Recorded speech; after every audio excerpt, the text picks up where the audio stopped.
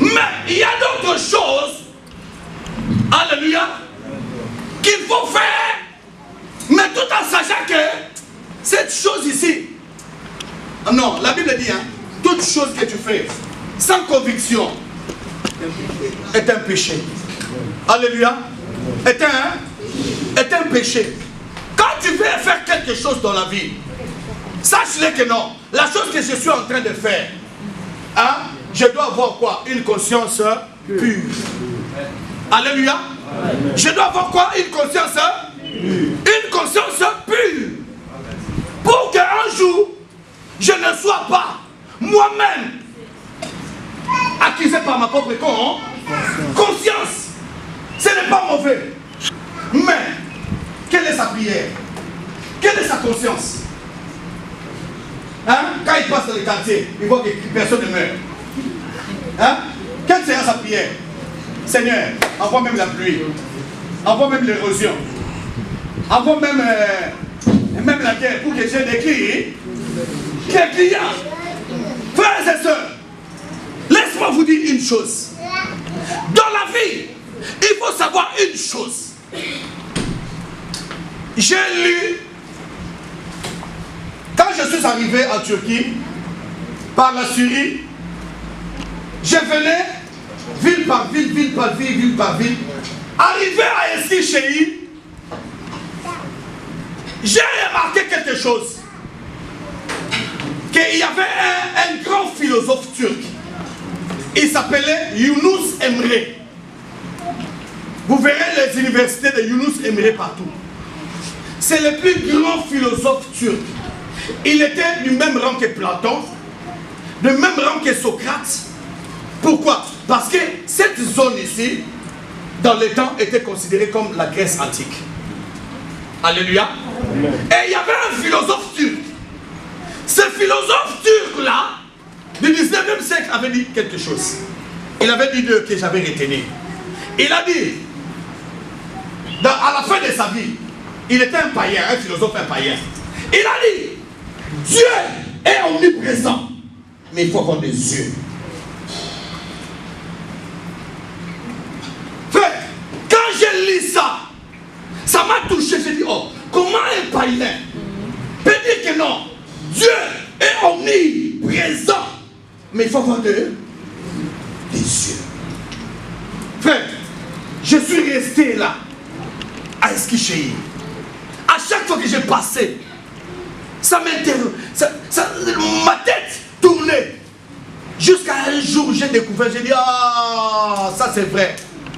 Il avait raison. Frères et sœurs, toutes choses que nous faisons sur la terre, sachez-le que l'œil de Dieu est là. Dieu nous voit, même dans le secret. Dieu est en train de nous voir. Même tout ce que nous faisons, il n'y a personne. Même ce que, un sourd parle au-dedans de lui. Dieu le voit et Dieu l'écoute. Frère, voilà pourquoi dans la vie, si tu veux faire quelque chose, sache-le que non, les yeux de Dieu te voient.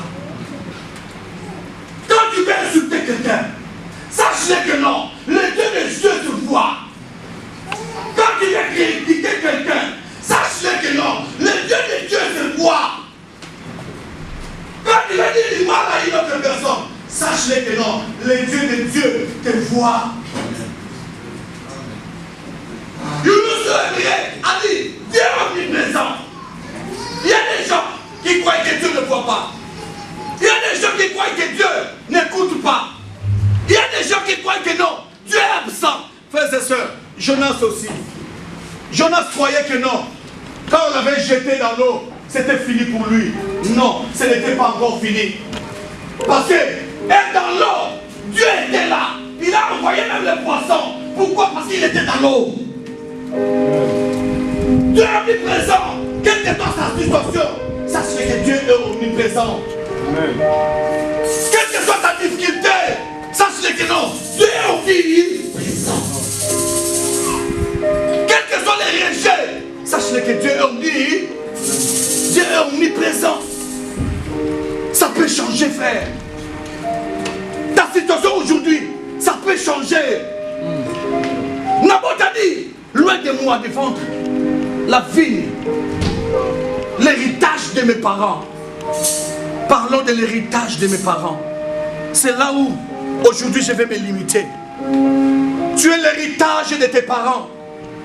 Je dis à quelqu'un ce matin, tu es l'héritage de tes parents. Il y avait un vieux qui m'avait une fois dit, il m'a dit, oh mon fils, sens-tu heureux? Quand je voyais ta mère à la prière, en train de gêner de prier, c'était pour que aujourd'hui tu sois ce que tu es aujourd'hui. L'héritage de mes parents.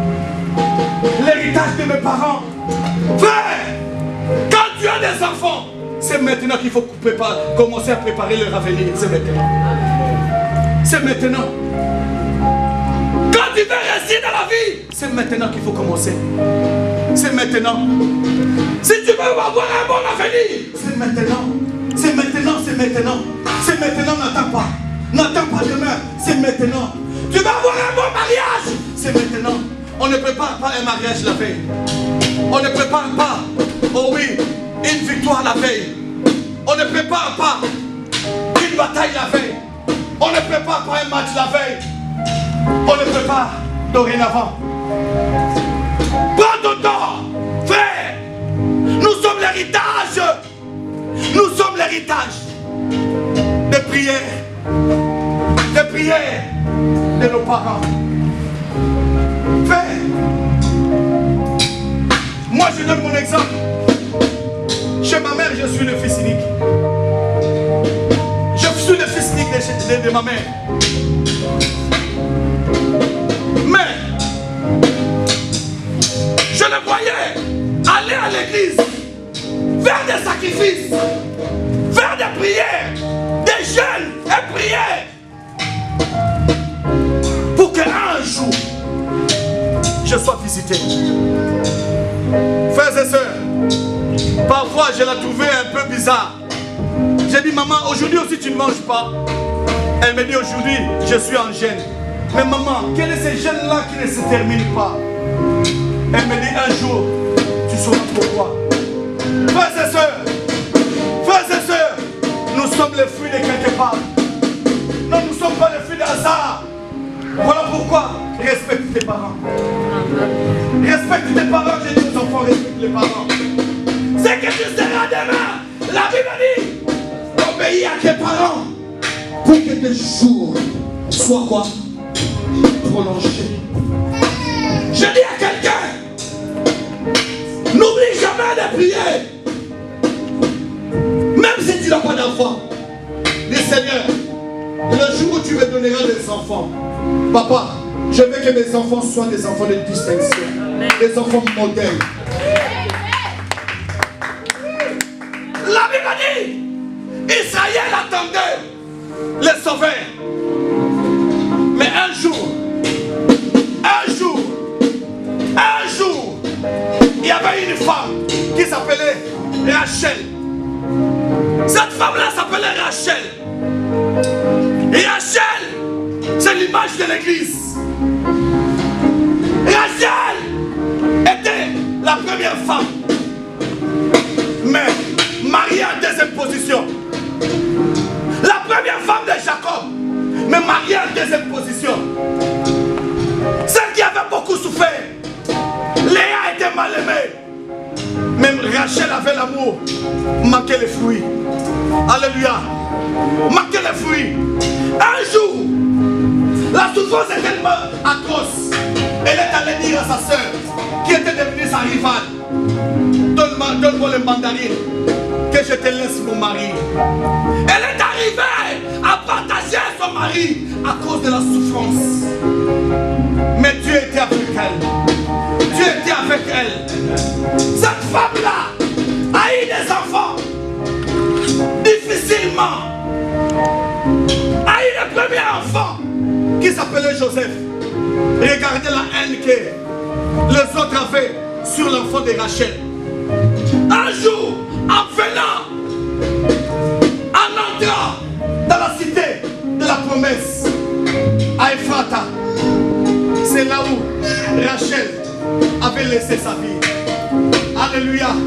C'est là où Rachel avait laissé sa vie. Oh frères et sœurs, chose. Je vais te dire une chose. Je vais te dire une chose. Après des milliers d'années, il y avait une Moabite qui s'appelait Ruth. Qui s'appelait Ruth. Venue en dehors d'Ephrata. Oh, s'attacher à Naomi, qui était Éphratienne.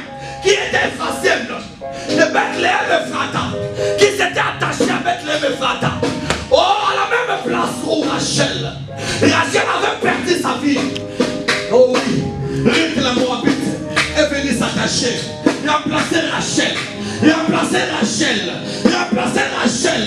Elle est entrée dans cette lignée-là. La Bible dit, quand on a marié Rachel, quand on a marié, Ruth, les gens de Bethléem ont dit que tu sois comme Rachel. Que tu sois comme Rachel. Et Léa, la bénédiction de Rachel est sur toi, Ruth. La bénédiction de Rachel et de Orpa soit sur toi, Ruth. La Moabite, c'est elle. Un jour, Ruth a enfanté Isaïe. Isaïe, le père du roi David. Le père du roi David. Un jour, Jésus est venu. On l'appelait qui? On l'appelait qui? Descendant de qui? De David. Venu de qui? De la sémence de Rachel. Frères et sœurs, Jésus était la sémence de Rachel. Jésus était la sémence de Ruth. Frère, je vais te dire une chose. Aujourd'hui, le deuxième point que je suis venu donner à cet enseignement, c'est la vérité que non, nous sommes l'héritage. Nous sommes l'héritage. Nous sommes l'héritage de nos pères. Nous avons l'héritage de nos pères. Pour terminer, je vais vous donner un exemple. Oh frères et sœurs, parlons maintenant de Jésus. Jésus est venu dans ce monde, mon frères et sœurs. Il a dit ceci: je ne vous laisserai pas des orphelins. Je ne vous abandonnerai pas.